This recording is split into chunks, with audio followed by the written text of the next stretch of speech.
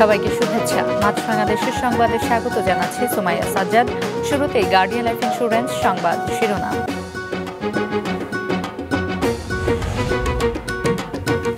তাপপ্রবাহ আরও অন্তত এক সপ্তাহ চলবে বলছে আবহাওয়া বিভাগ। আজ মৌসুমের সর্বোচ্চ তাপমাত্রা চুয়াডাঙ্গায় 42.7 ডিগ্রি সেলসিয়াস।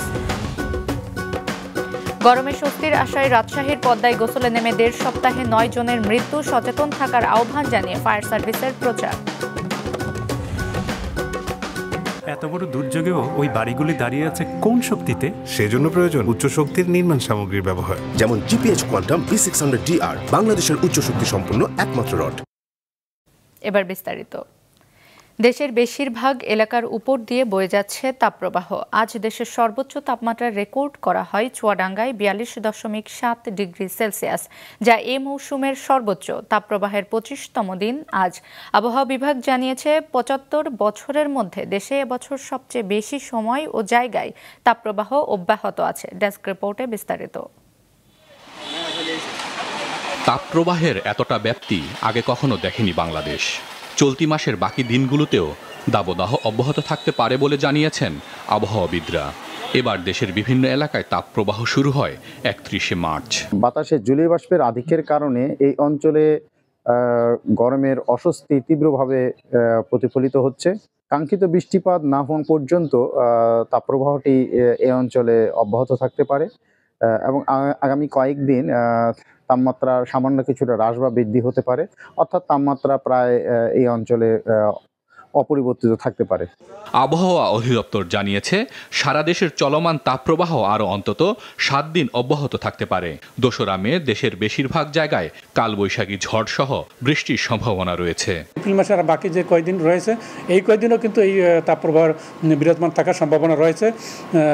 এই হিসাবে যদি আমরা বলি যে এটা গত 75 বছরের তুলনায় সবচেয়ে এই বছর এই সময় এবং যদি কভারেজ এরিয়া দুইটাই বেশি।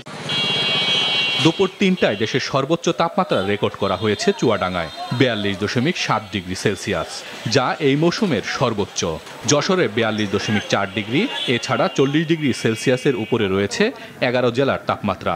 বাকি জেলাগুলোর বেশিরভাগের তাপমাত্রা 37 ডিগ্রির উপরে। আজ শুক্রবার বেলা 3টায় চুয়াডাঙ্গায় তাপমাত্রা রেকর্ড করা হয়েছে সর্বোচ্চ তাপমাত্রা 42.7 ডিগ্রি সেলসিয়াস, যা এই মৌসুমে চুয়াডাঙ্গায় সর্বোচ্চ তাপমাত্রা। এই তাপের বৃদ্ধি আগামী 30 তারিখ পর্যন্ত অব্যাহত থাকতে পারে।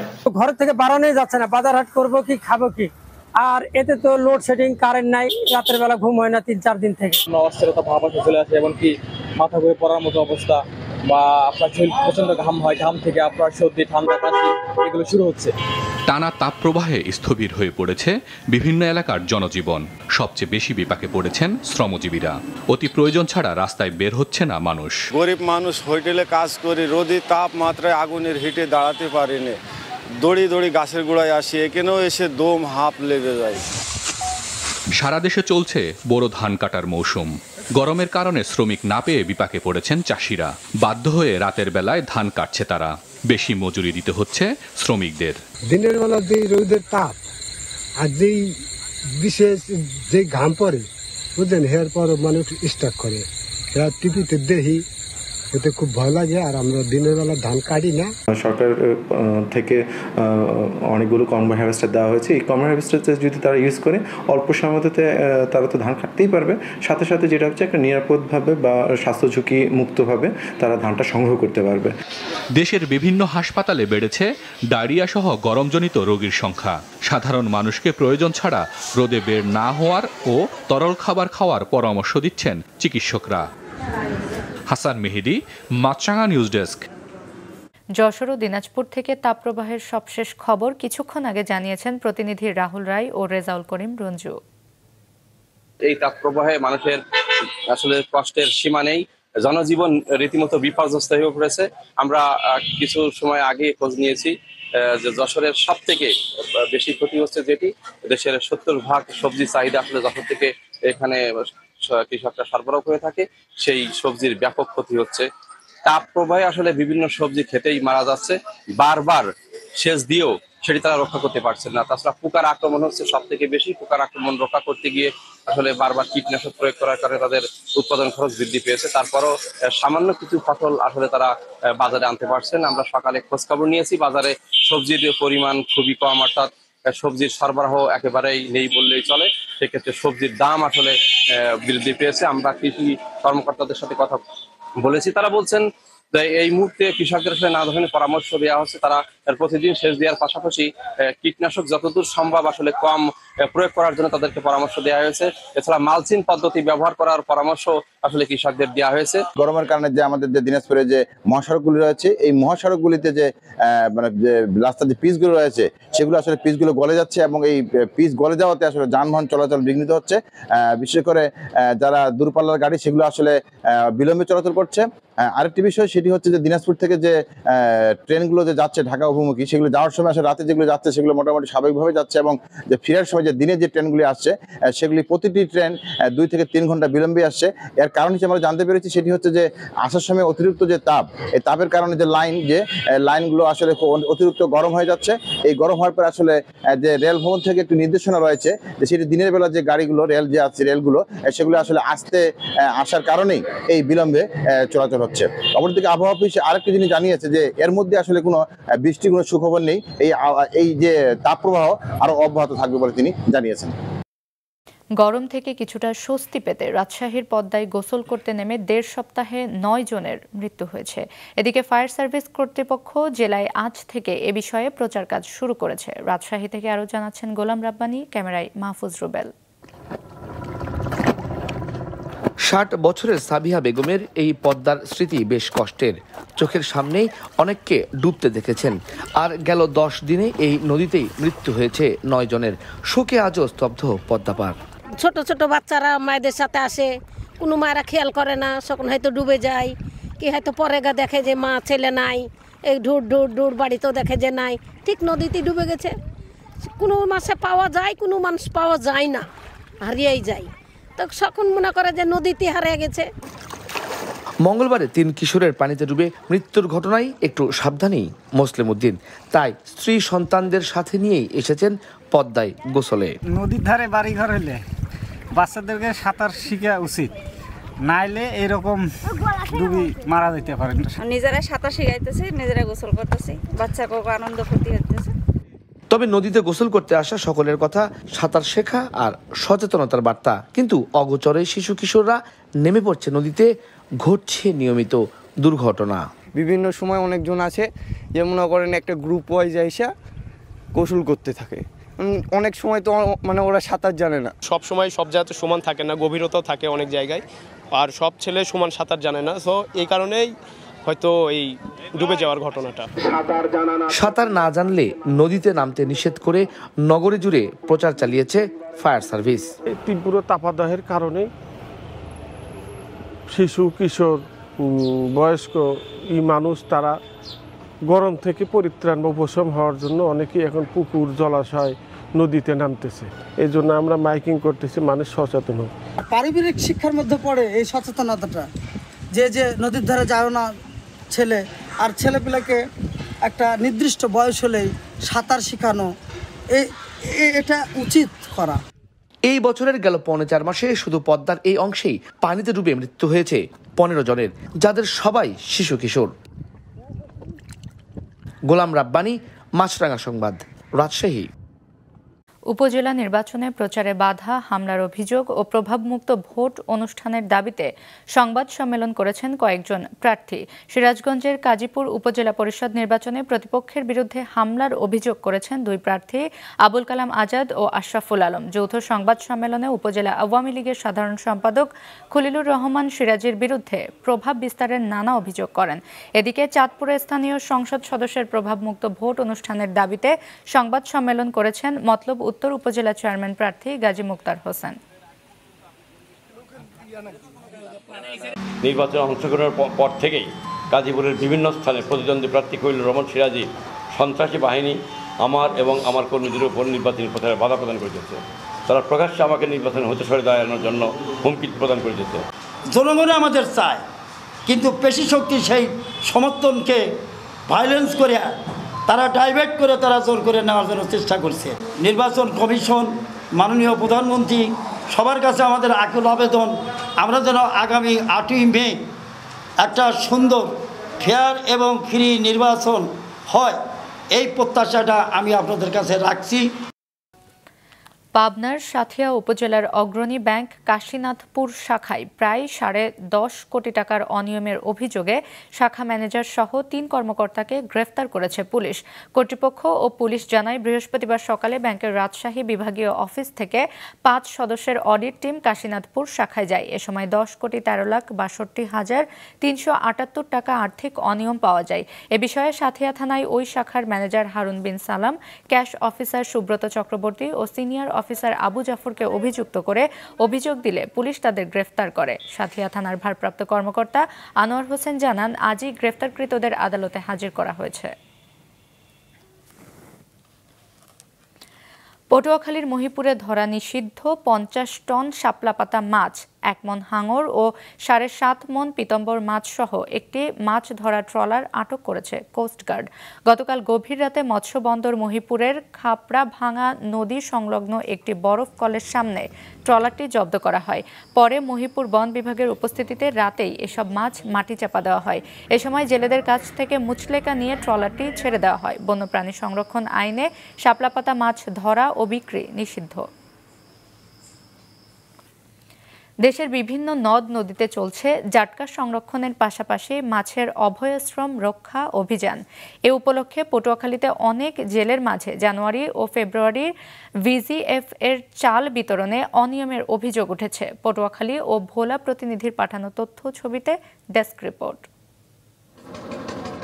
1 নভেম্বর থেকে 30 জুন দেশের সব নদ-নদী ও সাগরে জাটকা ধরা, পরিবহন, কেনাবেচা, বিনিময় ও মজুদ নিষেধ। এছাড়াও 1 মার্চ থেকে চলছে বিভিন্ন অভয়াশ্রমে ইলিশ সহ সব ধরনের মাছ ধরায় নিষেধাজ্ঞা, যা চলবে 30 এপ্রিল পর্যন্ত। এ উপলক্ষে নিবন্ধিত জেলেদের মধ্য থেকে যাচাই বাছাই করা জেলেদের মাঝে জানুয়ারি থেকে এপ্রিল পর্যন্ত প্রতি মাসে 40 কেজি করে ভিজিএফ এর চাল বিতরণ করা হয়। জানুয়ারি ও ফেব্রুয়ারি মাসের জন্য জেলেরা মোট 80 কেজি করে চাল পাওয়ার কথা থাকলেও পটুয়াখালীর গলাচিপার পানপট্টি ইউনিয়নের অনেক জেলে পেয়েছেন 40 কেজি করে। আবার ভিজিএফ এর তালিকায় সচ্ছল অন্যান্য পেশাজীবীর নাম অন্তর্ভুক্ত হওয়ায় বাদ পড়েছেন প্রকৃত অনেক জেলে। তাদের অডে কোনো জেলে নেই, কিন্তু তারপরও তাদের এই জেলে, তাদের অডে জেলে মৃত্যু করে তাদের অডে জেলেদের চাল দেয়। যারা চাইলে হারা চাল পায় না, চাল পায় গাড়িওয়ালায়, হুন্ডরালায়। চেয়ারম্যানের গেছি, মেম্বারের গেছি, আমার কাটও পারে না, আমার চাউলও দেয়। এটা মাননীয় প্রধানমন্ত্রীর কাছে আমার দাবি, এইটা তদন্ত করিয়া দেওয়া। তালিকা তৈরিতে ইউনিয়ন পরিষদের সাথে সমন্বয়হীনতায় অনিয়মের সুযোগ নিয়েছেন অনেকে, বলেন সংশ্লিষ্টরা। তার নিজস্ব লোক দিয়ে যে তালিকা করছে, ওই তালিকার মধ্য থেকেই আমার 18 জন লোককে চাল দেওয়া হয়নি। স্থানীয় নেতাকর্মী আছে, তাদেরকে দিয়ে তালিকা করাইছে চেয়ারম্যান সাহেব, এবং তালিকা করাইছে, কিন্তু কুটকৃত জেলে বাদ রাইখে অনেক কুটকৃত জেলেরা বাদ পড়ছে, যারা বাসমান জেলে আছে তাদের নাম তালিকা আসে নাই। কুটকৃত জেলে আমার এখন পর্যন্ত 10 জন আমরা পাইছি, 10 জনের চাল পাই নাই, কিন্তু চাল পাইছে অনেক ব্যবসায়ী, অনেক মোটরসাইকেল দ্বারা, অনেক রিক্সা চালক, তারা চাল পাইছে। একটা মানুষ হয়তো 2 বছর মাছ ধরছে, 3 বছর ধরছে, 5 বছর ধরছে, এখন সে আবার অন্য পেশা পাইছে। এই কাজগুলোই এইগুলোই মানুষে বলে যে ওই যে ভ্যানালায় পায়। এদিকে নিষেধাজ্ঞা উপেক্ষা করে ভোলার মেঘনার বিভিন্ন পয়েন্টে নির্বিচারে জাটকা শিকার করছেন অনেক জেলে। শুধু তাই নয়, মাছের অভয়াশ্রম রক্ষায় জেলার ইলিশা থেকে মনপুরার চরপিয়াল পর্যন্ত মেঘনার 90 কিলোমিটার এলাকাতেও সব ধরনের মাছ ধরায় নিষেধাজ্ঞা মানছেন না অনেকে। তারা বলছে, নিবন্ধনের আওতায় না আসায় পাচ্ছেন না ভিজিএফ এর চাল, আর এতে বাধ্য হচ্ছেন নদীতে জাল ফেলতে। জাগো জেলে কাট আছে, এরা মনে করেন যে চাল পাইছে, এখন আমাকে জেলে কাট নাই, আমরা চালও পাই না, এখন বাধ্য হয়ে আমরা নদীতে মাছ ধরতে যাই। আমাদের কোনো জালিয়া ভাতা নাই, জালিয়া কোনো কাট নেই, আমাদের কিস্তি আছে, ভাই বাল বাচ্চা আছে, যে চাউল দিয়ে যায় আমাকে ইয়া চলে না, সংসার চলে না। নির্ধারিত পয়েন্টে জাটকা সহ সব ধরনের মাছ ধরা বন্ধে চলছে নিয়মিত অভিযান, বলেন জেলা মৎস্য কর্মকর্তা। আমাদের এই অভয়াশ্রমে মাছ ধরার যে নিষেধাজ্ঞা, এই অভিযান বাস্তবায়নের জন্য আমরা প্রথম থেকেই অভিযান এবং মোবাইল কোড বাস্তবায়ন করে আসছে। জেলেদেরকে বিকল্প হিসেবে আমরা ভিজিএফ বিতরণ করছি। আমাদের 89,600 জেলে পরিবারকে আমরা প্রতি মাসে 40 কেজি হারে 4 মাস আমরা ভিজিএফ দিচ্ছি। ভোলায় 2 লক্ষাধিক জেলের মধ্যে নিবন্ধিত রয়েছেন 1,65,000-এর বেশি, যাদের 1/3 ভিজিএফ এর তালিকায় অন্তর্ভুক্ত নন। নাদিয়া আফরিন, মাছরাঙা নিউজ ডেস্ক। বান্দরবানে নিষিদ্ধ ঘোষিত সন্ত্রাসী দল কুকিচিন ন্যাশনাল ফ্রন্ট কেএনএফ এর সদস্যদের ধরতে দুর্গম পাহাড়ে চলছে যৌথ বাহিনীর অভিযান। এদিকে এর আগে অভিযানে গ্রেফতার হওয়া সন্দেহভাজন 2 কেএনএফ এর সদস্যকে দুপুরে জেল হাজতে পাঠানো হয়েছে। কঠোর পুলিশি নিরাপত্তার মধ্য দিয়ে থানচি থানার মামলায় 2 আসামি আসেলন চেও বম ও ভান্নুন নোয়াম বমকে বান্দরবান চিফ জুডিশিয়াল ম্যাজিস্ট্রেট আদালতে তোলা হয়। পরে senior judicial magistrate Mohammad Nurul হকের আদালত আসামি 2 জনকে জেল হাজতে প্রেরণের নির্দেশ দেন। সড়ক দুর্ঘটনায় দিনাজপুরে 4 জন ও নেত্রকোনায় 1 জন নিহত হয়েছে। দিনাজপুরের হিলি ও ঘোড়াঘাটে আলাদা 2টি সড়ক দুর্ঘটনায় 4 জন নিহত হয়েছে। ঘোড়াঘাটে মাল বোঝাই 2টি ট্রাকের মুখোমুখি সংঘর্ষে ট্রাকের চালক গোলাম রাব্বি ও হেলপার রেজওয়ান ইসলাম নিহত হয়েছেন। 2টি ট্রাকই জব্দ করা হয়েছে। হিলিতে গরু বোঝাই ভটভটি চাপায় 2 মোটরসাইকেল আরোহী নিহত হয়েছে। এদিকে গাইবান্ধায় ছিনতাইকারীর ছুরিকাঘাতে 1 রিকশা চালক নিহত হয়েছে। নওগাঁয় আন্দাসুরা বিলের পদ্মফুল রক্ষার দাবিতে এবং আলতাদিঘি জাতীয় উদ্যানে আগুন দিয়ে উদ্ভিদ ধ্বংস, নদী খালবিল দখল ও দূষণের প্রতিবাদে মানববন্ধন কর্মসূচি পালিত হয়েছে। সকালে নওগাঁ শহরের মুক্তির মোড় শহীদ মিনারের সামনের সড়কে বাংলাদেশ পরিবেশ আন্দোলন বাপা, গ্রিন ভয়েস ও 21 পরিষদ নওগাঁর উদ্যোগে এ কর্মসূচি পালিত হয়। এতে বক্তারা বলেন, নওগাঁর মান্দা উপজেলার আন্দাসুরা বিলে প্রাকৃতিকভাবে পদ্মফুল জন্মাচ্ছে। বিলের ইজারাদার মাছ চাষের জন্য পদ্মফুল ধ্বংসের চেষ্টা করছে। লালমনিরহাটের পাটগ্রাম সীমান্তে ভারতীয় সীমান্তরক্ষী বাহিনী বিএসএফ এর গুলিতে আবুল কালাম নামে এক বাংলাদেশি রাখাল নিহত হয়েছেন। ভোরে উপজেলার শ্রীরামপুর ইউনিয়নের 848 নম্বর মেইন পিলারের 9 নম্বর সাব পিলারের ওপারে এ ঘটনা ঘটে। নিহত আবুল কালাম ডাঙ্গাপাড়া এলাকার মৃত অপির উদ্দিনের ছেলে। 61 বিজিবি ব্যাটালিয়নের ঝালাঙ্গি ক্যাম্পের ইনচার্জ নায়েব সুবেদার নুরুল আমিন জানান, এ ঘটনায় বিজিবির পক্ষ থেকে কড়া প্রতিবাদপত্র পাঠিয়ে বিএসএফকে পতাকা বৈঠকের আহ্বান জানানো হয়েছে। চাঁপাইনবাবগঞ্জের নাচল উপজেলার পূর্ব নেজামপুর গ্রামে পরিত্যক্ত 110 ফিট গভীর নলকূপের গর্তে আটকা পড়েছেন মানসিক ভারসাম্যহীন এক ব্যক্তি। স্থানীয়রা জানান, সকাল 11টার দিকে গভীর নলকূপের আশেপাশে ঘোরাঘুরি করতে দেখা যায় রনি বর্মন নামের ওই ব্যক্তিকে। পরে একজন ওই গভীর নলকূপের পাশে নতুন গভীর নলকূপে পানি আনতে গেলে গোঙানির শব্দ শুনতে পান। পরে এলাকাবাসী নিশ্চিত হন রনি ওই পরিত্যক্ত নলকূপের ভেতর আটকা পড়েছে। তাকে উদ্ধার কাজ চলছে নাচল ও চাঁপাইনবাবগঞ্জ সদর ফায়ার সার্ভিসের সদস্যদের মাধ্যমে। সড়ক দুর্ঘটনায় নিহত ও আহতদের ক্ষতিপূরণ, চট্টগ্রাম কাপ্তাই সড়ক প্রশস্ত করা সহ প্রশাসনের বেশ কিছু আশ্বাসের পর আন্দোলন স্থগিত করেছেন চট্টগ্রাম প্রকৌশল ও প্রযুক্তি বিশ্ববিদ্যালয় চুয়েটের শিক্ষার্থীরা। গতকাল মধ্যরাতে বিশ্ববিদ্যালয় প্রশাসনের সাথে বৈঠকের পর আন্দোলন স্থগিতের ঘোষণা দেন শিক্ষার্থীরা। এর আগে গত সোমবার সড়ক দুর্ঘটনায় 2 সহপাঠী নিহতের ঘটনায় টানা 4 দিন ধরে সড়ক অবরোধ ও ক্লাস পরীক্ষা বর্জন করে আন্দোলন করে আসছিল তারা। বৃহস্পতিবার বিকেলে অনির্দিষ্টকালের জন্য বিশ্ববিদ্যালয় বন্ধ ঘোষণা করে শিক্ষার্থীদের হল ত্যাগের নির্দেশ দেয় প্রশাসন। তারপরও তারা হল ছেড়ে যায়নি। এদিকে আন্দোলন স্থগিত করায় হল ভ্যাকেন্ট ও একাডেমিক কার্যক্রম স্থগিতের সিদ্ধান্তটি পুনর্বিবেচনার বিষয়ে বিকেলে জরুরি সভা বসছে চুয়েট সিন্ডিকেট। সভায় সিদ্ধান্ত না হওয়া পর্যন্ত শিক্ষার্থীদের হলে অবস্থান করতে বলা হয়েছে। পাট বীজের আমদানি নির্ভরতা কমিয়ে স্বয়ংসম্পূর্ণতা অর্জন ও আউশ ধানের আবাদ বৃদ্ধির লক্ষ্যে দিনাজপুরের হিলিতে ক্ষুদ্র ও প্রান্তিক কৃষকদের মাঝে বিনামূল্যে বীজ ও রাসায়নিক সার বিতরণ করা হয়েছে। কৃষি প্রণোদনা কর্মসূচির আওতায় উপজেলা কৃষি সম্প্রসারণ অধিদপ্তরের আয়োজনে গতকাল বিকেলে 450 কৃষকের মাঝে রাসায়নিক সার ও বীজ বিতরণ করা হয়। প্রত্যেককে বিনামূল্যে 5 কেজি করে আউশ ধানের বীজ, 1 কেজি করে পাট বীজ, 10 কেজি করে ডিএপি ও এমওপি সার বিতরণ করা হয়। সেই সাথে বীজ রোপণ ও পরিচর্যার পরামর্শ দেন কৃষি কর্মকর্তারা। খাগড়াছড়ি সরকারি বালিকা উচ্চ বিদ্যালয়ের গার্লস গাইডের উদ্যোগে বিভিন্ন শিক্ষা প্রতিষ্ঠানের ছাত্রীদের অংশগ্রহণে ব্রেস্ট ক্যান্সার ও জরায়ুমুখ ক্যান্সার সচেতনতামূলক কর্মশালা অনুষ্ঠিত হয়েছে। এতে উপস্থিত ছিলেন অতিরিক্ত জেলা প্রশাসক রুমানা আক্তার, বাংলাদেশ গার্লস গাইড অ্যাসোসিয়েশনের কমিশনার ও ICDDRB এর প্রজেক্ট কমিশনার সাবরিনা রশিদ এবং গাইনি চিকিৎসক ডাক্তার বিউটি চাকমা।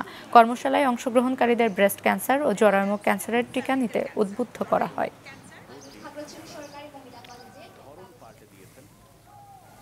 বিশ্ব বরেণ্য চিত্রশিল্পী SM সুলতানের ৯৯তম জন্মবার্ষিকী উপলক্ষে নড়াইল সরকারি ভিক্টোরিয়া কলেজের সুলতান মঞ্চে চলছে ১৫ দিনব্যাপী সুলতান মেলা। এ উপলক্ষে সকাল ৯:৩০টায় নড়াইল সরকারি ভিক্টোরিয়া কলেজের সুলতান মঞ্চে জেলা প্রশাসন ও SM সুলতান ফাউন্ডেশন নড়াইলের আয়োজনে অনুষ্ঠিত হয় শিশুদের চিত্রাঙ্কন প্রতিযোগিতা।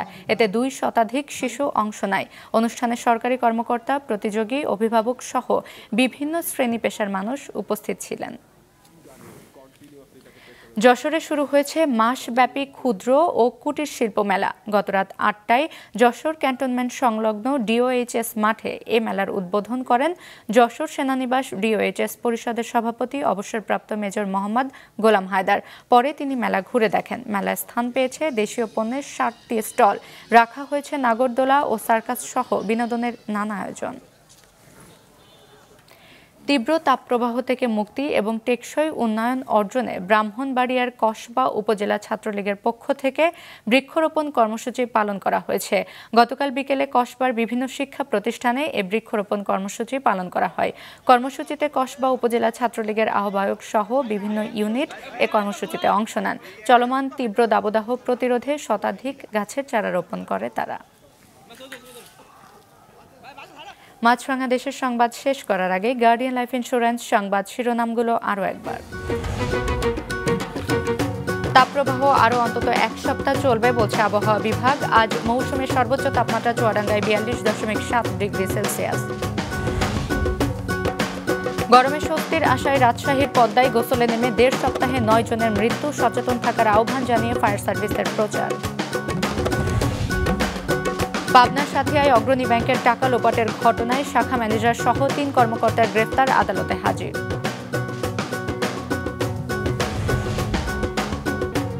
এই ছিল এখনকার মতো।